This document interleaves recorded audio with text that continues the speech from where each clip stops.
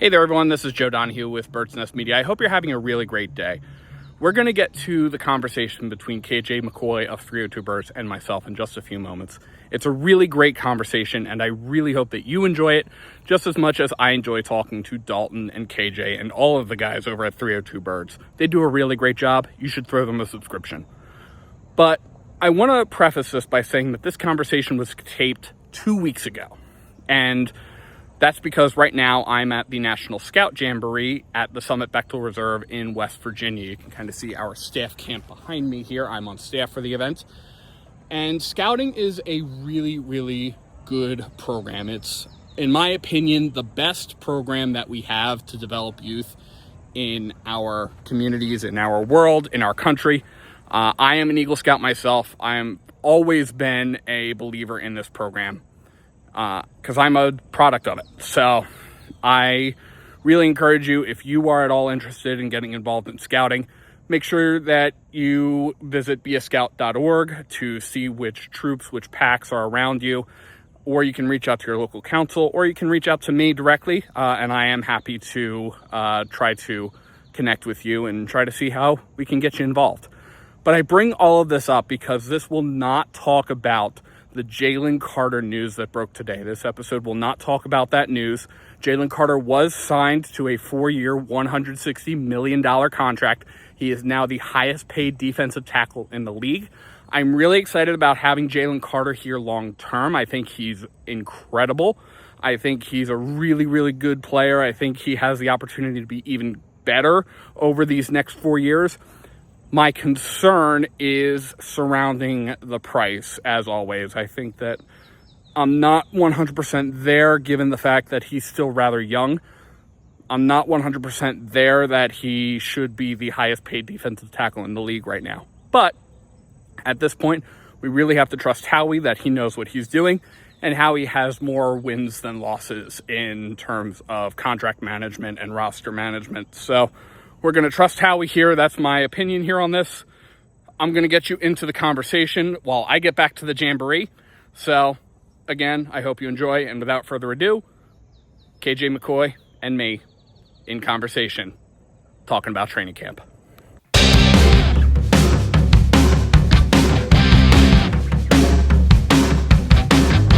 Hey there, everyone. Welcome to the Bird's Nest Podcast. I'm Joe Donahue. Thank you so much for joining us. Well, today is the day. There is life again at the Jefferson Health Training Complex. For the first time since it's been renamed, the Jefferson Health Training Complex is playing host to Philadelphia Eagles training camp, which starts back up today. And it's definitely very exciting when that happens. It's always a very exciting day for Eagles fans when the activity starts to whir back up down there in South Philly for football. And here we're going to talk a little bit about what we're going to expect over the course of this training camp season and this preseason, and hopefully what we expect to see out of this team. And joining us today, this channel's collaborated a lot with 302 Birds, and joining us today for his first time on the Bird's Nest podcast is one of the folks behind that incredible channel. They just did, a couple weeks ago, a great episode on great coverage of the MLB All-Star Game in Philadelphia, so definitely make sure that you check that out. But it's KJ McCoy. KJ, thank you so much for taking the time.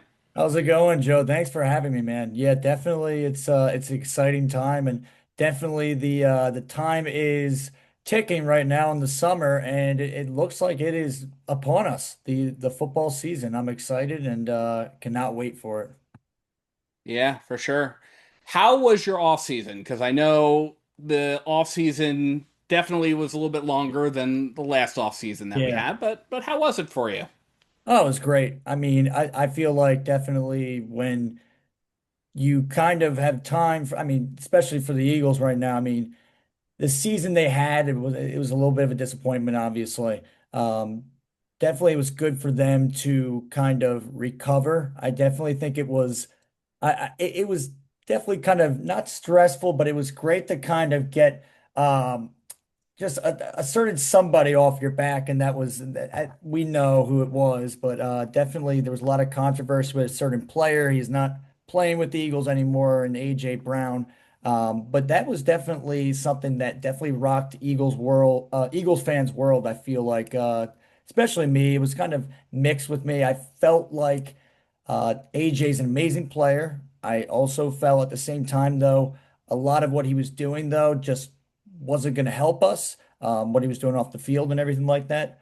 But yeah, it was good. I mean, definitely just hearing the news about AJ was just, as I said before, it was mixed feeling. But I feel like that was something that really did kind of headline the summer for Eagles fans, and kind of one of the crazy whirlwinds, you could say, for sure. But it's been great. Definitely, I got to talk to Devontae Smith at his softball. I mean, you were there with me. We both got to. That was a great opportunity, man. That was so cool. So, and I was honored to be in the presence of you as well, and also just get some great advice too, because that was kind of my first kind of test, really, with kind of doing the whole interview and media aspect, really talking to a player of that caliber. And I do appreciate the knowledge and really the experience that you gave me. So thank you again. That was awesome. And then also I got to meet we both got to meet, I'm pretty sure, Jalen Hurts. That was awesome. Got to talk to him for a little bit, so at a different event. But yeah, it's been a great off season. I'll tell you one thing too. It was weird though, seeing Lincoln Financial Field have a little bit of some makeovers at times, with the whole thing with FIFA. That was definitely a little weird. Not seeing the Lincoln Financial Field signage. That was definitely weird. Seeing FIFA right, like, plopped right in front of it. Like, it was just like it was weird. I did double takes a couple times, maybe quadruple takes, to be honest. Mhm. Yeah, I think honestly that was definitely necessary evil, right? Like, Yeah, I mean, if it's going to take a little bit of time for us to have to maybe set aside the fact that it is the link, even though the link even could change, right? Because we have, I mean, it's a if they ever give up their title sponsorship of the stadium, which, let's be real, I don't think they're going to do that until and unless the Eagles get a new one. yeah, But Lincoln Financial Field, even if you have to set that aside, I mean, you still have the vibe there, and you had so many people over the course of even like the entire months of June and July, right? You had that time where the eyes of the world, the eyes of the sporting world were on Philadelphia, right? You yeah. had the World Cup going on, the All-Star game I alluded to in the introduction. You had all of that going on, and it's really felt like, even though the powerhouse team of this city has been laying dormant for 7 weeks, that it's really been alive in the city when it comes to a sporting environment. And I think that that's going to have a real impact on how fans receive this season, right? I think there's usually a little bit of there's definitely a lot of excitement for the regular season kickoff when that happens. But I think that since there hasn't been really any kind of a dead zone, I mean, we've had the Phillies going on, but since there hasn't been really that kind of a dead zone between when the Eagles go into the deep off season and the Eagles come out of training camp, I mean, I alluded to it before. The Phillies go on All-Star break, so that's usually some extended dead zone there. And the All-Star game was here, right? So there's How about been that? life in the sports complex, even if there hasn't been life at Jefferson Health. And I think that that's going to have a real impact on the energy that fans are going to bring to this season. And hopefully, it has a real impact on the energy that players are going to bring to this season, because this city has been such a focal point that now these players have been in the spotlight. There have been one of the creators that came over for the World Cup fell so in love with the Philadelphia Eagles and with the city of Philadelphia that they became Eagles fans, right? The AT Frenchies, I think the I saw viral that. like Yes, French I did see training group. that. They Yes. they came to the city. They came to the city a couple of times because France played in Philadelphia Stadium a Yeah. couple of times, and they left Eagles fans. Like it's crazy. And they went down to Dallas and they were Eagles fans in Dallas. That's And I think that vibe is so infectious. Yeah, I did hear about that story. That was really cool to see that.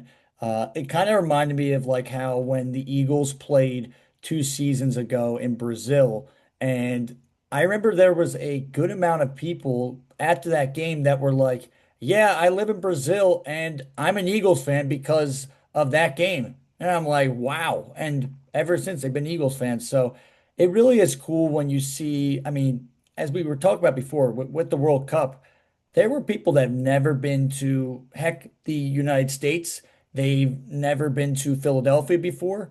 Yes, they probably have heard stereotypes about Philadelphia that aren't really true anymore. Maybe it used to happen, but honestly, I think the city did an amazing job representing itself. I think in general, there really wasn't any big noise with any kind of really violence or anything like that. I think everything was really peaceful. So I think Philadelphia did an amazing job hosting all these big events.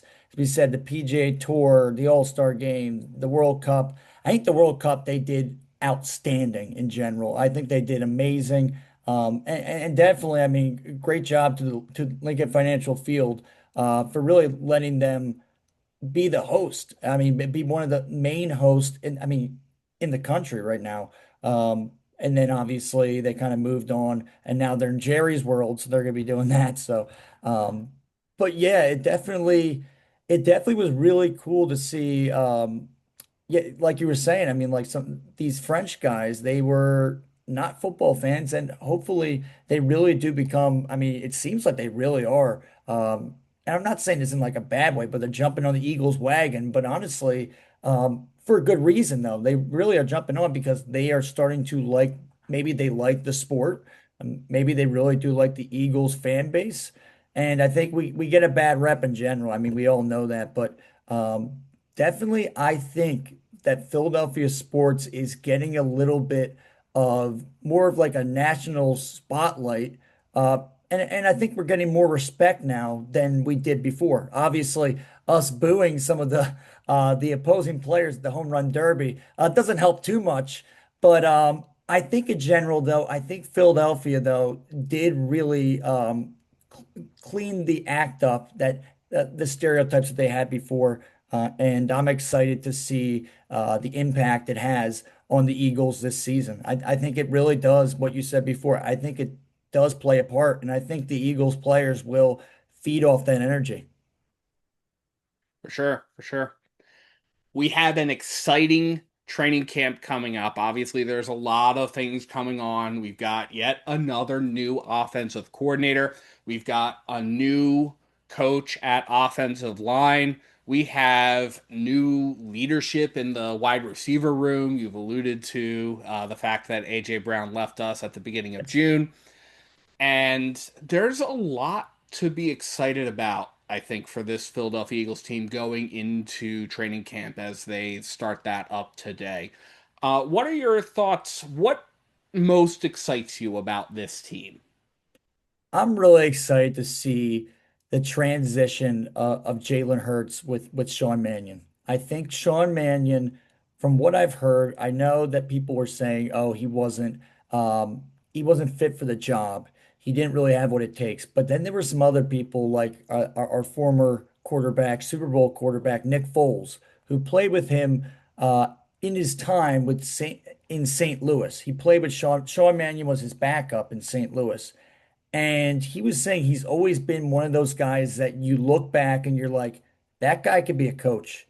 And I really liked what he was saying in the press conference, his introductory press conference he had. I think a lot of his points really were showing that he's ready to showcase that he can be a respected NFL figure. He could be a respected coach as well. So I really am excited to see how Jalen, I mean, because right now he said that Sean Mannion is one of those guys that he's never had the kind of coach that Sean Mannion is. Somebody that can really let Jalen kind of just be Jalen. And I'm excited to see how that transitions on the field.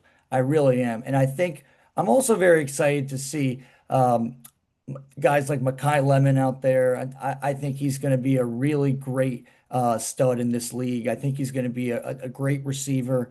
Yes, he's not really like a taller receiver, but I think he's also a receiver that has speed. So I think that's exciting as well. I mean, definitely losing a guy like AJ, yes, it definitely does have a gaping hole that is gone.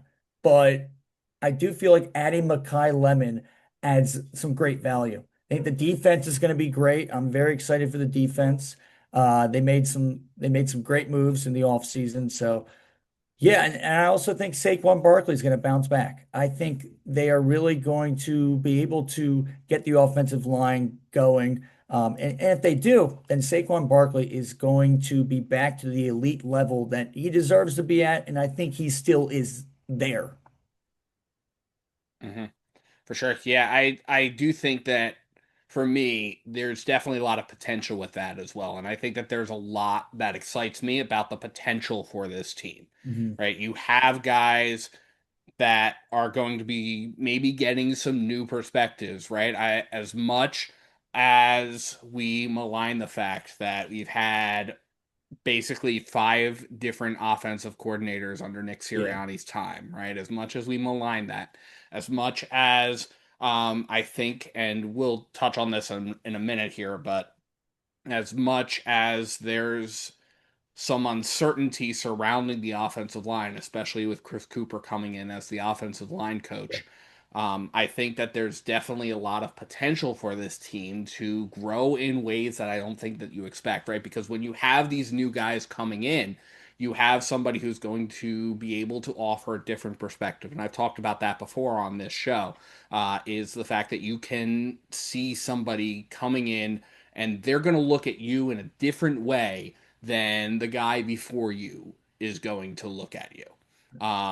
And they're going to see something else in you that maybe you can accentuate. And to your point with Sean Mannion and Jalen Hurts, right? I think that there's a lot of opportunity right now for Jalen Hurts to really grow, especially in picking up zone coverage and being able to do that. And that could be something that Sean Mannion could really help him out with.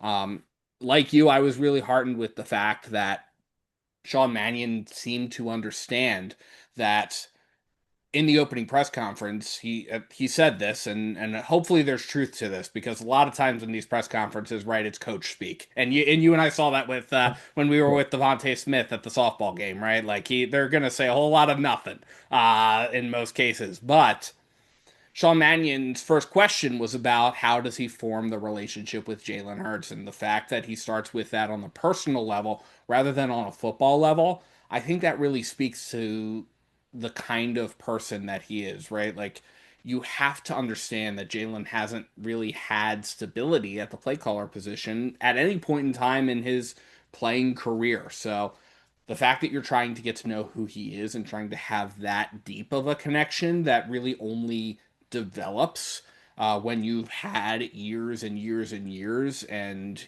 you're coming in and this is the fifth play caller he's had in his tenure here in Philadelphia. Going back farther, it's a lot more, but you have that factored in, and I think that there's a lot of at least understanding from him just based off of what I have seen that for Jalen Hurts, he has to have that deep relationship with his play caller. And I think Sean Mannion coming in with that understanding of that need for that is going to help them really develop that as quickly as possible. Yeah, we saw that really as a great example with Kellen Moore. I feel like with Kellen Moore, they didn't have, I feel like I mean, we don't really know what the whole situation is with Mannion and Hurts. I think it's gonna be great, but I think with Kellen Moore, he's more of a laid back kind of guy.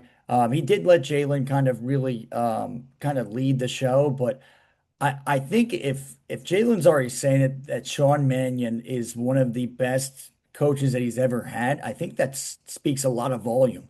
I think that speaks a lot. I mean, as you said before, there's been a whole carousel of different coaches that Jalen Hurts has had to adapt to. He's had to say hi to one guy, he's had to say bye to the next one. And definitely, I think for him, this is really going to be a great test. I mean, all eyes are on him right now. I think this is a really huge make it or break it season, but I believe that he's going to make it. I do not think he's going to fall. I do not think he's going to break it at all. I mean, I truly believe in Jalen Hurts, and I'm going to keep on believing him for sure. And I think this organization does as well. It might not seem like it at times, but I do think they really do truly believe that this guy, he already has shown it in the on the biggest stages that he can accomplish the best things, that he can help them compete for a championship, and he's done it twice. Yes, he came up short the first time, but the second time he showed how great of a competitor he is. And that's what I think really kind of sets him aside from other guys that we've seen in the NFL really not make it to that next step, where in the postseason you've seen Josh Allen or Lamar Jackson not really make that mountaintop of going to a Super Bowl and dominating in Super Bowl. So I think Jalen really, yes, there's some questions with they want to see him. I think Mannion's going to do really good and with really trying to get him out of his comfort circle with getting out of the shotgun and being a quarterback to be like, okay, you know what? I want you to throw in the middle, look in the middle of the field to a guy like Mekhi Lemon or a guy like Hollywood Brown. I think you're going to see more plays like that, and that's exciting for me. I think it's exciting for all Eagles fans to see um, some new kind of real, I guess you could say, not stats, but really new kind of attributes. And yeah, I'm excited to see what they can do. For sure. Absolutely. Yeah, I am really excited about that. And again, we talked about the fact AJ Brown leaving, right? That's a huge weapon. It was something I was not expecting until the Eagles drafted Mekhi Lemon. And I think you and I have talked about this before elsewhere. And I said this multiple times here on this show. The Eagles drafting Mekhi Lemon makes no sense if AJ Brown is not already gone, basically. And that the Eagles spent a first round pick on him in particular. So I think there's a lot there. And I mean, we still have a really stacked wide receiver room. I mean, look at the names that are on here. You got Hollywood Brown, who we got in free agency from Kansas City, right? That was really their only weapon over there in Kansas City in the wide receiver Yeah. room for a while. And we were able to nab him. Devontae Smith, very, very likely, unless something catastrophic happens, God forbid, is going to be the wide receiver one for this team. Been waiting in the wings long enough, and I think we're really excited for that. Mekhi Lemon, we talked about. Dontavian Wicks getting some experience from the Green Bay Packers. Britton Covey is pro forma wide receiver, though he's going to be the punt returner. You've got Okay. Elijah Moore, Samori Toure, Darius Cooper. I can't stop singing Darius Cooper's praises because of how well he did over the last year. And then you've got some other guys, Danny Gray. You've got Quez Watkins still on the team. You've got Johnny Wilson. You've got Eric Ezukanma as well. So I mean, there's a pretty full wide receiver room. And while a lot of these guys are just going to be preseason bodies, there is a real strong potential for competition for some of those even wide receiver three, or maybe a little bit of the down roster spots as a backup there. I think there's going to be some real opportunity for that. Yeah, definitely the wide receiving room is very interesting right now. I mean, as we said before, I mean, it's really Devontae, and then you have this whole platter of wide receivers that have proven themselves in the NFL, and then you've had ones that need to prove themselves. And there's some guys that are kind of seasoned, Elijah Moore being one of them as well. It's going to be interesting to see if he makes a team. It's going to be very interesting to see if he makes a team. I think he's got a shot, but as you just alluded to, that wide receiving room is really stacked with some great talent. And even if some of these players don't make the team, I think they're going to have some other teams knocking on their door for sure after their departure here in Philadelphia, if they do have one. So I think the wide receiving room is going to be it's going to be great. I think it's going to be definitely an adjustment. Not having that big physical receiver that AJ was, um, it definitely does kind of have it like an empty void that's not there. But I think with the talent you have in other places, I think that will help a little bit and kind of it'll kind of nurse the wound, I guess you can say. But I think they will figure this out. And I think, as we said before, I think Mannion has some plans, and I think he's going to do what's best for this team. And uh, yeah, it's going to be definitely an adjustment. For sure. And I do think probably the biggest area of concern, the biggest area that I think on the offense needs to take a huge leap forward, right? Because we have opportunity at wide receiver. Certainly, we talked about opportunity at quarterback. I mean, there's opportunity at tight end too, right? Like we saw the Eagles take a tight end in Eli Yeah. Stowers that very easily could become Dallas Goedert's replacement. So I think there's opportunity there uh, for Stowers to learn from Goddard. But when it comes to on the offensive side of the football, the side of the team or the section of the team that needs to take the biggest leap forward from last year, absolutely 100% is the offensive line, in my opinion. And I think that with Chris Cooper coming in, as good as it's going to be, right, to have that fresh look, that's probably my biggest area of concern when I look at the offense is the unknown about that, coupled with the need for that particular unit to rebound from last year. Just because of how essential the run game is to this team uh, and this team's success, and also how important that is just really as a bedrock that unit is as a bedrock for making Jalen Hurts be comfortable in the pocket. He was very beleaguered last season. So I think that the offensive line, we know they weren't clicking. And while several of the key pieces are getting older, staring retirement in the face, this is going to be a really critical year for some of those guys who are farther down on the roster, who haven't been on the team quite as long. They're going to have to step up, in my opinion. And we're going to really see whether or not Chris Cooper is going to be able to bring them to where they need to be come week one. Yeah, I mean, this team still has some great talent on the offensive line. They still do. But you're exactly right, though. It's really unknown with Chris Cooper, him coming from Minnesota. If I'm not mistaken, I don't think they had the best offensive line stats in general for the last couple years, I'm pretty sure.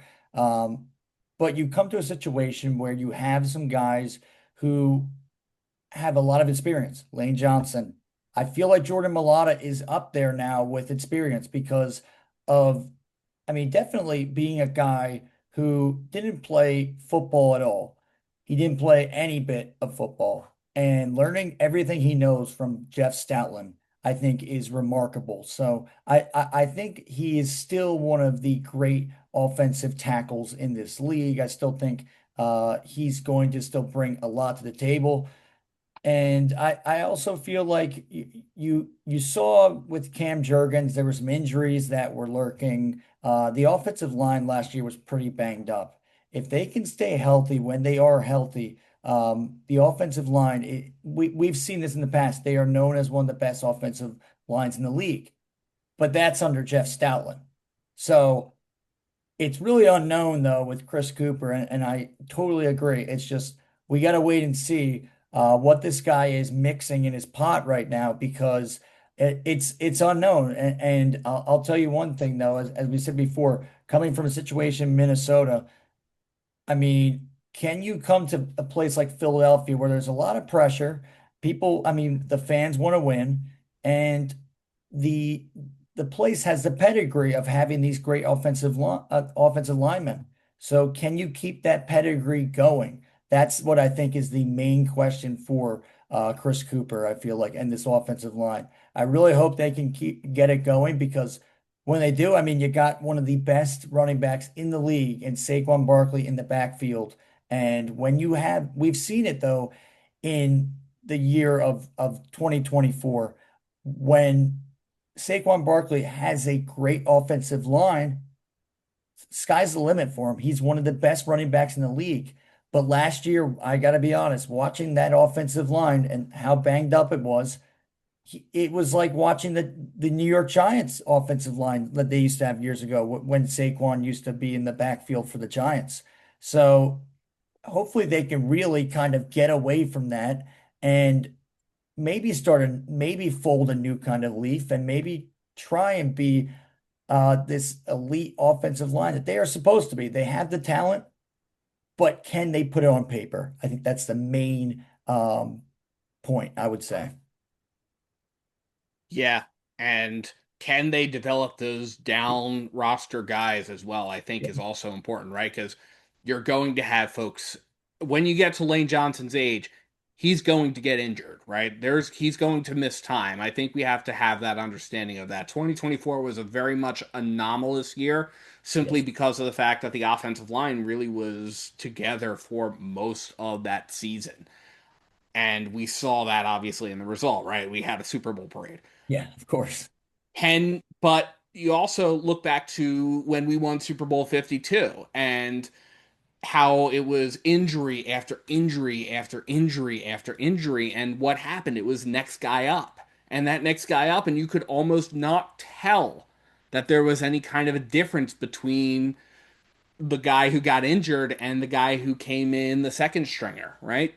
So I Yep. think that it comes down to yes, focus on the front five. Yes, those guys need to the five starters absolutely 100% need to be out there with the first teamers. But how do you plan to incorporate some of those second stringers, those third stringers, so that way they can be ready if they have to step in or if they have to flex to another part of the offensive line because you've got Lane Johnson down, so you need to move somebody else out to that tackle position and then put somebody else in at guard, right? I think that that becomes a really, really big challenge there for this team. So I'm looking forward to seeing how they approach that. I'm looking forward to seeing how Chris Cooper has everybody ready for that next guy up mentality because that does not just happen overnight, Yeah. It's a as much total, as they it's a say it total does. It is a total process for sure. And right Mhm. now they definitely they have some work to do. And they have the talent, as we said before, they have it. It's just a matter of them actually putting the product out there and actually achieving something great. So if they can. And I think they do have the potential of doing that. But they gotta really see all these stars align together, I feel like. Hmm. For sure. Turning to the defense, I know we've got less concerns about the defense Yeah. this Oh, year yeah. than in previous years. But there's definitely some opportunity on the defensive side of the football. What are your thoughts as you look at this defensive unit? I think the defensive unit looks great. I will say one position I am a little iffy about is safety right now. I feel like with not even though they had to move on for Reed Blankenship, I think that is something that is bigger than people think. I think definitely, uh, yes, Reed sometimes got off assignment sometimes, but I felt like he was a guy that in the past he was able to really come up in the clutch and get some great interceptions. He was able to be a great ball hawk in coverage. I think that was great. But I'm also here and I'm really intrigued to see how, if they really do move Cooper DeJean to the safety position, um, if I'm not mistaken, would he be moved to the strong safety or free safety? That is a great question. I forget exactly where they would flex him into. I know that base, they want him back there playing safety. When Right. they do nickel, he would be the nickel Yeah. corner. Right. Okay. So That makes yeah. sense. That does. I am also very excited. for I'm trying to think his name is really blanking right now for me. The guy from Seattle. I'm really trying to think his name. The Rick cornerback. Woolen. Yeah, yeah, Tariq Woolen. I think or Tariq. Yeah, Woolen. I think he's gonna. I mean, him coming off a Super Bowl with the Seahawks. Um, we have some guys already who won the Super Bowl the year before. So I think they know what it takes to be a championship kind of team. So I'm excited to see what he's got as well, bringing that kind of veteran presence over to really mentor guys like Cooper DeJean, Quinyon Mitchell. I think that's gonna be really exciting. I'm also very excited to see guys back out there like I mean, and I'm really excited to see Zach Bowen back out there as well. The linebacking core, I think, is definitely. I mean, you did lose Nakobe Dean, but I do feel like it is a replaceable position. I definitely do. I feel like Jahad Campbell. I think we're going to see a lot more from this guy. I think Jahad Campbell's really going to step up this season. Yeah, definitely. I'm excited to see what this defense has. I really do trust in Vic Fangio. I really do, and I think he's had so many great years in the NFL. I mean, almost 40 years of success, and I think he still is able to resonate with these players, and it really does show how great, like a respected defensive mind he is in the NFL. So.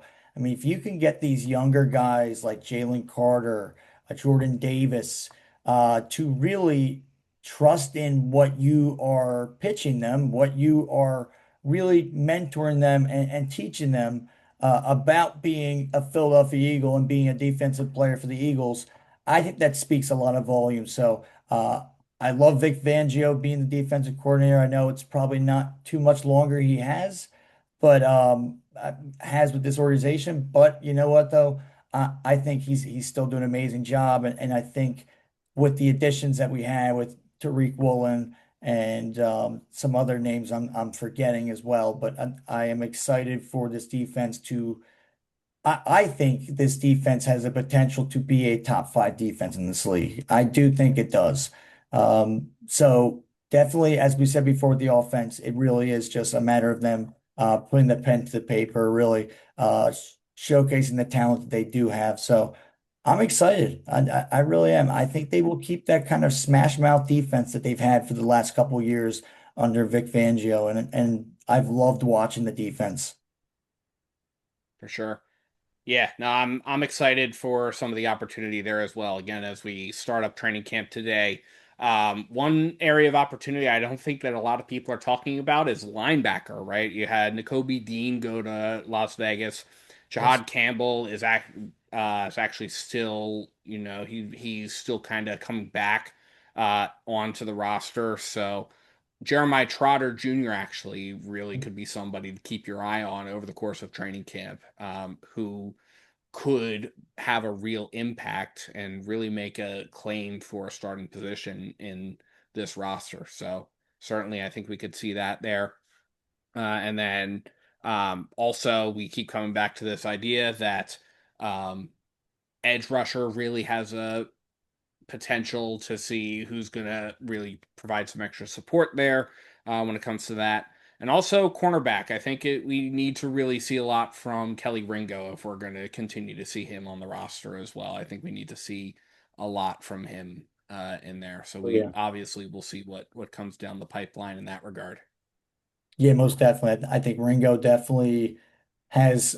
I think, to be honest, I think his job is on the line. I do feel like with the additions of Tariq Woolen and some other guys as well. I think that Kaylee Ringo out of the Georgia Philadelphia Bulldogs, I think he really is the end of the stick with talent. I feel like with talent, a lot of his talent really hasn't been able to be showcased. And I think also to the point though that maybe he doesn't really have that talent that we thought he did. Um, so yeah, I think it definitely is a big test for a lot of these younger players. that haven't been living. I mean, I'm not saying all of them are, but there are some players that we expected to be making a name for themselves, being a really big piece for this team, and they've kind of been foreshadowed a little bit. So I feel like Ringo is one of those guys. I feel like he definitely has to prove a lot to me uh, of being that kind of cornerback where if somebody goes down, he can step up and he can be a lockdown corner. I haven't really seen that from Kaylee Ringo, um, but hopefully that changes. For sure, for sure. Yeah, and especially with the talent that already exists at corner, Of course. um, definitely there's concern for him. If I were him, I definitely would be feeling the hot seat there. Oh yeah. Um, but that's one of the great things about training camp is it's one of the best times for you, right? You've got a clean slate coming in. You have the opportunity to stake your claim for that 53-man roster, and it's everybody putting forward the best effort. And at the end of it, when August comes to a close, we're going to have that 53-man roster, and we're going to know what this team's going to look like as we go into the regular season. So that's one of the reasons why this is one of the best times out there. So, KJ, thank you so much for taking the Yeah. time today to talk about this important thing as we get set for what is going to come out of the Jefferson Health Training Complex over these next couple of weeks. Thank you so much. And you can always check KJ out and all the great work that our friends over at 302 Birds are doing by following 302 Birds on pretty much any platform. So, but again, KJ, thank you so much for everything that you are doing and taking the time to join us today. Thank you, Joe. Really appreciate it, and keep on doing some great things, man. And I love the content, and it's always a pleasure to talk to you, and even at the games or even at any of the events that we meet up at. So definitely, it was awesome to finally be a guest on your show. So thank you as well. Absolutely. And thank you so much to everyone for tuning into the Bird's Nest podcast. You can support the Bird's Nest podcast by liking and subscribing to Bird's Nest Media right here on YouTube, as well as by sharing to your social media pages.